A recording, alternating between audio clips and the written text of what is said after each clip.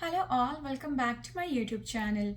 In my previous video where I talked about how I did my preparation for Capm exam, most of you had questions about how to study for PMBOK 7th edition as there are few materials available on the internet.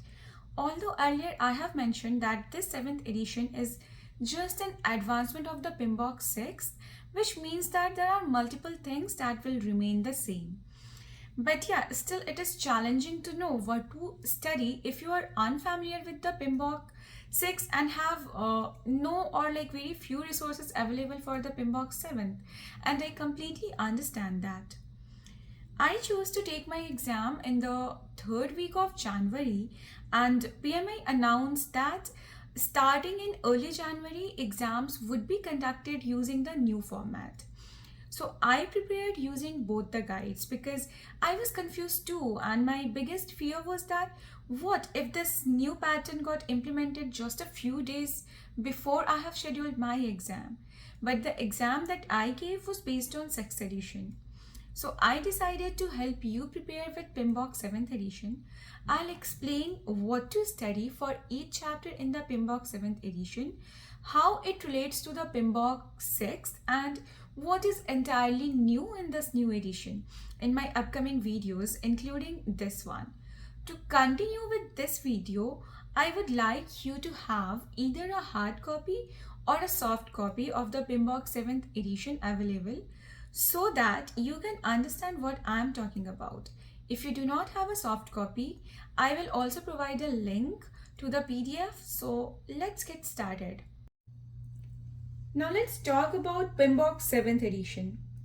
So if you will see this guide, it's divided into two parts. One is the standard for project management and the second is a guide to the project management body of knowledge. In this video, I'll cover the first part, which is the standard for project management. Inside the standard for project management, there are three different chapters. Chapter 1 is an introduction, where you will just see a brief explanation about what is an outcome, what is a portfolio, what is a product, etc. You need to be familiar with all these terms. This was there in the PMBOK 6th edition as well. After that, chapter 2 is System for Value Delivery. This chapter has 5 important sub-modules. So in the first module, which is creating value, you have to pay attention to how portfolio programs, projects, and operations are related. They might give you an example in the exam and will ask you to identify if that example is an example of a project or a program. So you must be able to differentiate that. Second submodule is how the project is being monitored in your organization. Who is responsible for that? So it's basically how you will define the authority. Now, the third is functions associated with projects. This submodule is all about different kind of people who are contributing in your project, having different kind of involvement. So here you have to pay a little bit more attention as there are different kind of functions that you need to know. Fourth submodule is all about internal and external factors that might affect your project, and at last you have to study about product life cycle.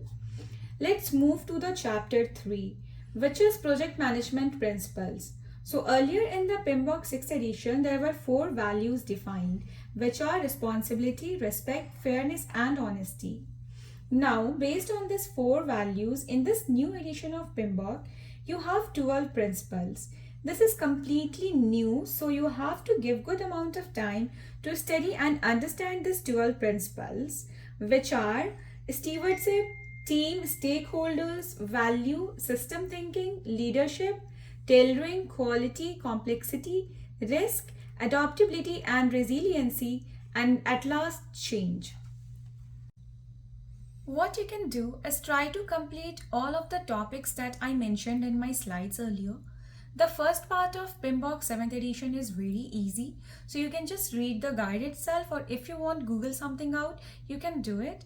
I'll come up with the next part of this video very soon.